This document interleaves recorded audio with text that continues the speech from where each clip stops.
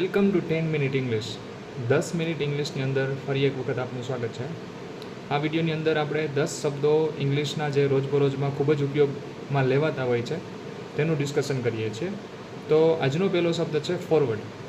Forward મતલબ કે આગળ, આગળની દિશામાં જવું એટલે કે ફોરવર્ડ. હવે જુઓ, ઇંગ્લિશ એવું કહે છે, ઇંગ્લિશ ડેફિનેશન એવું કહે છે, if you move forward you move in the direction in front of you. તમારી આગળ જે દિશા છે તમે એ તરફ વળો, એના માટે ઇંગ્લિશમાં શબ્દ ફોરવર્ડ વપરાય છે. બરાબર.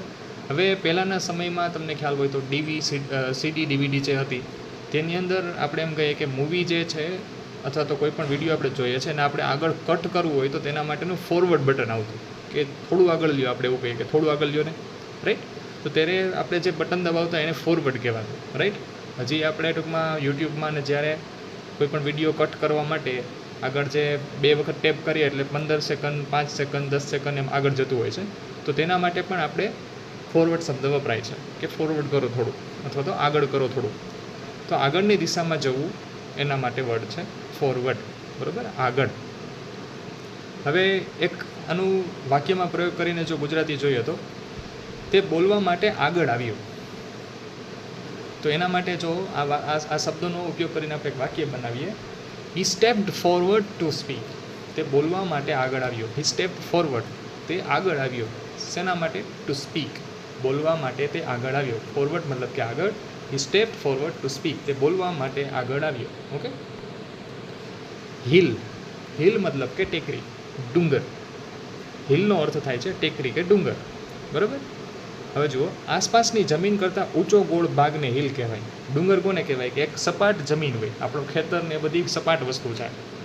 પણ જુઓ, આજુબાજુમાં માની લો કે ગિરનાર પર્વત છે, માઉન્ટ એવરેસ્ટ પર્વત છે, આ બધા જે જમીનનું જે સ્તર છે એથી ઊંચું છે, રાઈટ. ગોળ અને ઊંચું જે ટૂંકમાં એક ઢાળ કહેવાય, ઢાળ કહેવાય એવું, રાઈટ. તો એના માટે શું કહેવાય કે ટેકરી માટે હિલ શબ્દ વપરાય છે. ગિરનાર હિલ, રાઈટ, એટલે કે ગિરનાર પર્વત. આસપાસની જમીન કરતાં ઊંચો ગોળ ભાગ હિલ કહેવાય. A round area of land it is higher than the land around it. Round છે, બરાબર, ગોળ એવું એ ટૂંકમાં એટલામાં ગોળ હોય અને એ હાયર હોય. શેનાથી? તો કે જમીનથી. વી ક્લાઇમ્બ ધ હિલ. હવે એક ગુજરાતી વાક્ય છે, અમે ટેકરી ચડ્યા, અમે ડુંગર ચડ્યા. તો આપણે એવી રીતથી ઇંગ્લિશમાં કહી શકાય વી. અમે એટલે કે વી, ક્લાઇમ્બ એટલે કે ચડ્યા. શું? તો કે the hill. We climb the hill. Okay. Level. લેવલનો અર્થ થાય છે સ્તર. ઘણા એવું કહે કે જે સ્પીડનું જે લેવલ છે ઘટાડો, મતલબ કે સ્તર ઘટાડો. કોઈ ખૂબ જ શું કહેવાય કે લાઉડ સ્પીકરમાં ફૂલ વોલ્યુમથી ફૂલ લેવલમાં મ્યુઝિક સાંભળતા હોય તો તેના માટે પણ આપણે એમ કહીએ કે લેવલ, વોલ્યુમનું લેવલ થોડું ધીમું રાખવાનું, એનું સ્તર થોડું ધીમું રાખવાનું. તો આ માપ માટે આપણે કોઈનું સ્તર જાણવા માટે આપણે લેવલ શબ્દ વપરાય છે ઇંગ્લિશમાં. અ point on a scale that measure something. કે લેવલ ઊંચું રાખો, ધીમું રાખો, સ્પીડનું હોય, અવાજનું હોય, કોઈ પણ વસ્તુનું. આપણે કહીએ કે તારું લેવલ વધતું જાય છે, એમ તારું સ્તર વધતું જાય છે, તો કદ કહી શકાય, એક સ્તર કહી શકાય, રાઈટ. હવે જુઓ, અહીંયા એક વાક્ય છે કે પાણીનો સ્તર ઊંચો છે. The water level is high. પાણીનો સ્તર ઊંચો છે, મતલબ કે વોટરનું લેવલ હાઈ છે. આપણે ઘણી વખત ચોમાસામાં રસ્તામાં એક જગ્યાએથી બીજી જગ્યાએ પસાર થતા હોય, વચ્ચે પુલિયું આવે, કોઈ એવો ટૂંકમાં એરિયા આવે કે જ્યાંથી પાણી પસાર થતું હોય, તો આપણે એમ કહીએ કે પાણીનું લેવલ બહુ હાઈ છે, અહીંયાથી અત્યારે નીકળવું શું કહેવાય કે સુરક્ષિત નથી, રાઈટ. તો the water level is high, પાણીનો સ્તર ઊંચો છે. તો આ એક વાક્યનો પ્રયોગ થયો. Next, loan. લોન મતલબ કે એકલો, એકમાત્ર અથવા એકલો હોય તેના માટે લોન કહેવાય. એના માટે લોન શબ્દ વપરાય છે. આમ તો આખો શબ્દ એલોન છે, રાઈટ, પણ ખાલી લોન એટલે કે એકલું કેવું હોય તો આપણે કહીએ કે લોન. બરાબર. જો if someone or something is loan they are the only one of that kind, મતલબ કે એકલું છે, બરાબર.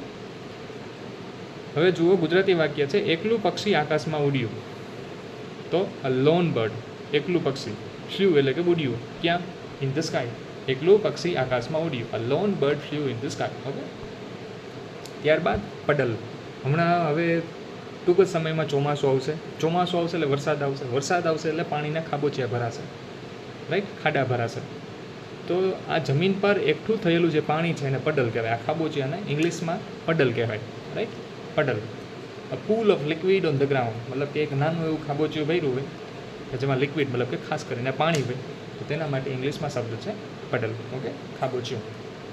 હવે ગુજરાતી વાક્ય છે બાળક પાણીના ખાડામાં કૂદ્યો. બાળકોને તો એવું મજા આવે, તો શું છે? તો ચાઇલ્ડ જમ્પ ઇન ધી પટલ. તો ચાઇલ્ડ જમ્પ ઇન ધી પટલ. રિસ્પોન્સ. રિસ્પોન્સ મતલબ કે જવાબ આપવો, રાઈટ? હવે પ્રશ્નનો જવાબ રિસ્પોન્સ કહેવાય. The answer to question response. એમ કહ્યું કે ફોર એક્ઝામ્પલ તમે કોઈ કંપનીમાં, કોઈ ઇન્સ્ટિટ્યૂટમાં ક્યાંય તમે ઇન્ટરવ્યૂ આપ્યું હોય, તો તમારા મિત્રો તમને પૂછે કે માંથી પછી કાંઈ રિસ્પોન્સ તને મળ્યો કે નહીં, એમ કોઈ જવાબ આવ્યો, તો એવી રીતથી, રાઈટ? તેણે ઝડપથી જવાબ આપ્યો. આ ગુજરાતી વાક્ય છે. C gave a quick response. તેણે ઝડપથી જવાબ આપ્યો. C gave a quick response. Okay, તો રિસ્પોન્સ મતલબ કે જવાબ આપવો, રાઈટ? વળતો ઉત્તર આપવો.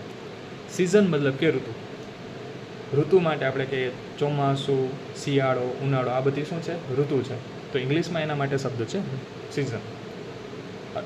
વર્ષનો સમય કોઈ પણ એક ભાગ ઋતુ કહેવાય. શિયાળો એક ઋતુ છે, ચોમાસું એક ઋતુ છે, ઉનાળો એક ઋતુ છે, રાઈટ? તો અ ટાઈમ ઓફ ધ યર, સમયનો કોઈ પણ આખો વર્ષનો કોઈ પણ એક ભાગ, રાઈટ, કે જેને સિઝન કહેવાય. બરાબર? આ બધા સિઝન છે. હવે એક ગુજરાતી વાક્ય છે ઉનાળો મારી પ્રિય ઋતુ છે.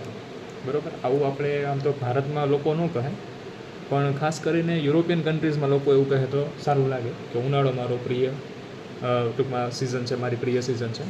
કેમ કે ભારતમાં તો ઉનાળો એકદમ કઠોળ હોય છે, અહીંયા ગરમી ખૂબ જ હોય છે. અત્યારે ઉનાળો ચાલી રહ્યો છે એટલે તમને બધાને ખ્યાલ હશે, રાઈટ? ઉનાળો મારી પ્રિય ઋતુ છે. તો summer is my favourite season. પણ આપણે એવું ન કહેવાય. આપણે શું કહીએ? આપણે મોટાભાગે લોકોને શું કહેવાય કે ચોમાસું અને શિયાળો પસંદ હોય છે. તો આપણે માની લો કે અહીંયા એમ કહીએ કે winter is my favourite season, મતલબ કે શિયાળો મારી પ્રિય ઋતુ છે. અથવા તો monsoon is my favourite season.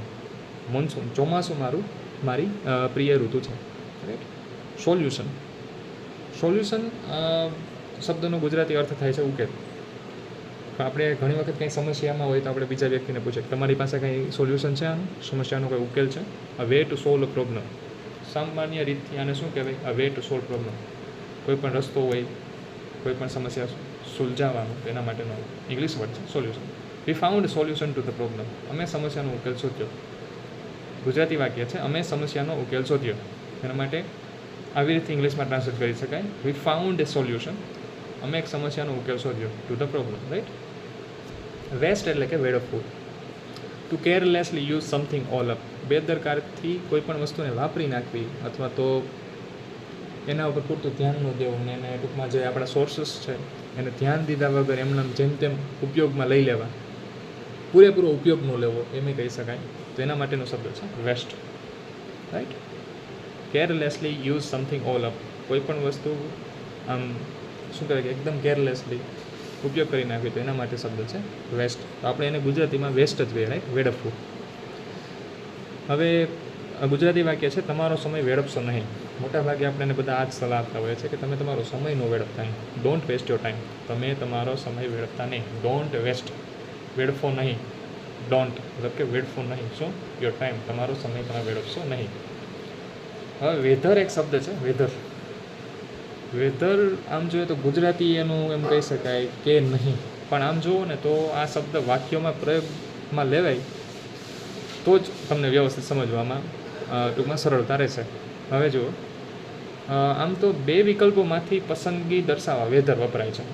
બે વિકલ્પોમાંથી પસંદગી દર્શાવવા વેધર વપરાય છે. For example, you use whether when you must choose between two things. બે વસ્તુમાંથી કોઈ પણ પસંદગી કરવી હોય ત્યારે વેધર વપરાય. For example, I don't know whether to go or stay.